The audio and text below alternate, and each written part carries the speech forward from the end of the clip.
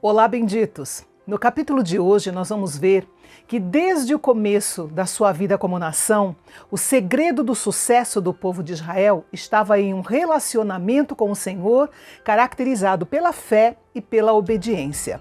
Os israelitas eram o povo da aliança de Deus, escolhido por Ele para fazer a vontade dEle e também para dar ao mundo o Redentor, Jesus Cristo. Quando Israel estivesse vivendo na terra prometida, deveria ter o cuidado de seguir as instruções do Senhor em cada detalhe, porque eles adoravam ao Deus Todo-Poderoso.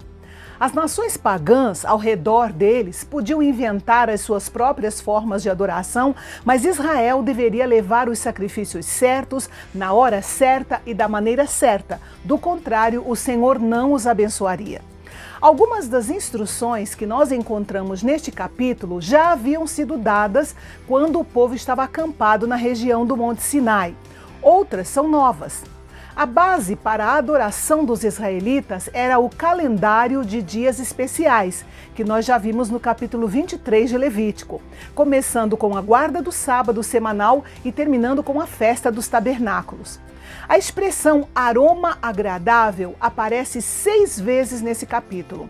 Isso nos mostra que, apesar de cada oferta ter um propósito diferente, o objetivo maior era agradar ao Senhor, era alegrar o seu coração. Deus procura os verdadeiros adoradores e se agrada da adoração do seu povo quando é feita em amor.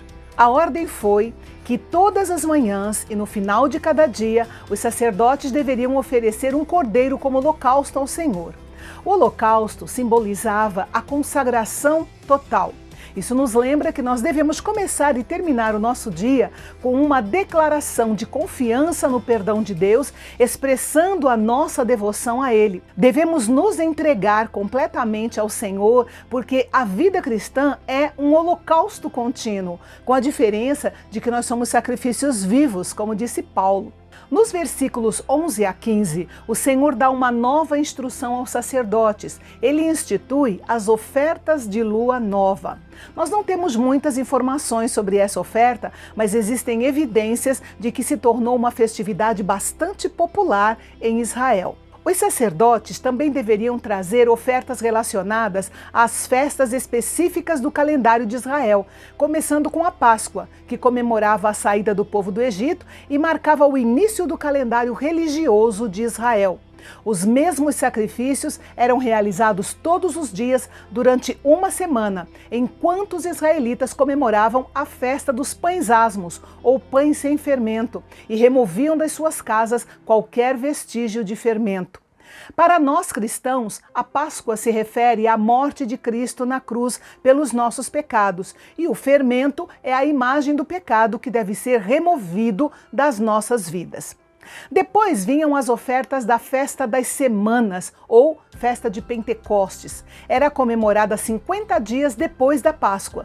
O significado principal dessa festa não era a expiação, mas sim ação de graças pela colheita. Mas ainda assim, cada uma das festas de Israel deveria trazer consigo a ideia da expiação de pecados.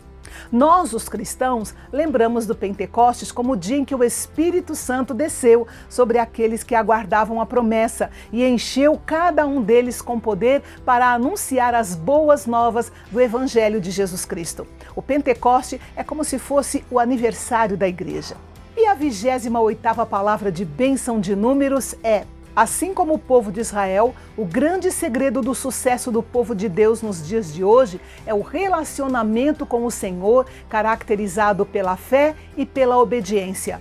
Estas duas atitudes têm mantido a igreja indestrutível ao longo dos séculos. E no capítulo de amanhã, vamos relembrar mais 3 festas importantes para o povo de Israel e as lições práticas que nós podemos tirar de cada uma delas. E eu espero você.